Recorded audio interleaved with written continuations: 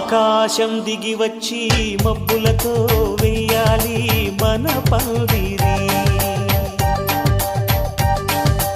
ఊరంతా చెప్పుకునే ముచ్చటగా జరగాలి పెళ్ళంటే మరి. చెరిసగమవమని మనసులు కలుపుతూ తెర తెరిచిన తరుణం. ఇది వరకెరగని వరసలు కలుపుతూ మురిసిన బంధుజనం.